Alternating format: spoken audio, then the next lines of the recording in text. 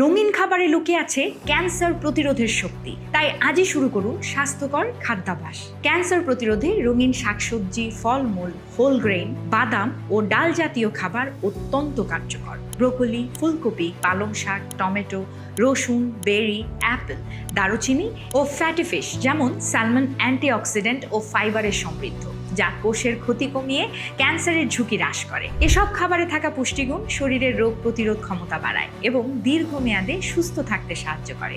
তাই প্রতিদিনের খাদ্য তালিকায় সুষম ও পুষ্টিকর খাবার রাখা ক্যান্সার প্রতিরোধে অন্যতম গুরুত্বপূর্ণ চাবিকাঠি।